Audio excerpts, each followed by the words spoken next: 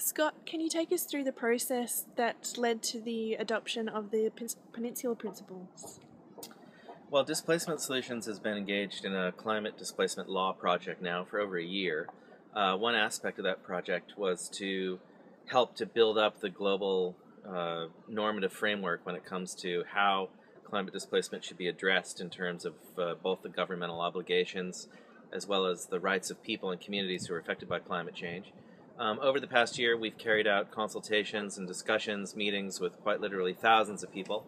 in dozens of different countries across the world, including many of the countries which are most heavily affected by climate displacement. We've also run through probably 30 to 35 different drafts of a possible normative framework, which have been reviewed by judges, by lawyers, by UN officials, by law professors, legal experts, and a whole range of other climate change experts across the world. And in mid-August 2013, on the Mornington Peninsula in Australia, we convened a final drafting meeting of what eventually became known as the Peninsula Principles on climate displacement within states. These principles are available on our website, of course, and elsewhere on the internet. And what essentially these principles say is that communities themselves are, in the first instance, expected to play a key and fundamental role in organizing themselves in terms of putting together what their needs are when it comes to their future solutions to looming or ever-present displacement. The idea of the Peninsula Principles encapsulates not just the notion that communities themselves are responsible for putting forward their own claims and demands when it comes to this question, but also what the corresponding obligations and duties are of states within existing human rights laws to protect and respect the rights of those affected by climate displacement. At this meeting that was convened several weeks ago, which resulted in the principles, we had everything from Harvard law professors to heads of United Nations refugee agencies here in the Asia-Pacific region, professors from the University of Amsterdam, immigration judges from New Zealand, and a whole range of other experts who came together and spent 3 very intense days coming up with the 18 principles that comprise the Peninsula Principles. We focused exclusively on displacement within states,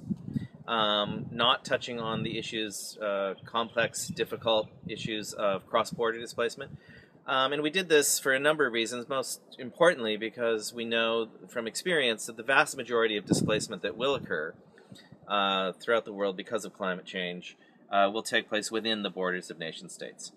And the work that we have done extensively in Bangladesh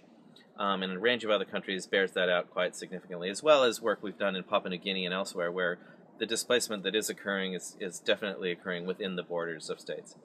Ultimately, the Peninsula Principles take the view that everyone displaced because of climate change, who faces climate displacement or who is experiencing it, is a rights holder in the first instance. And it is incumbent upon the states in which they find themselves to apply human rights laws to their circumstances so that new housing, land, and property solutions can be made available to them which are consistent with their rights. One element that pervades the Peninsula Principles is the question of land and the obligations inherent on governments to make sure that land is made available to climate-displaced communities in a location and at a size which is adequate to the community's needs. The principles call on states to identify land resources that could be made available to these communities in a preemptive manner, planning ahead,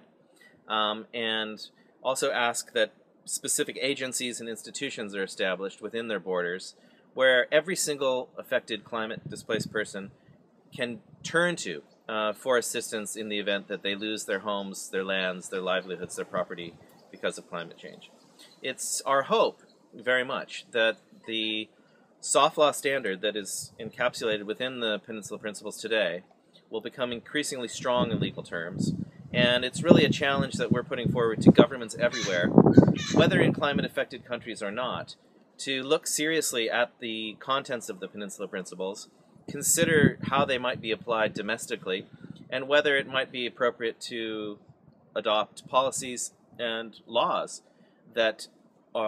essentially follow the lines and reasoning of the Peninsula Principles, such that no one in any society is forced to become landless or homeless because of climate change. It's also our hope as well that international bodies such as the United Nations, the United Nations High Commissioner for Refugees,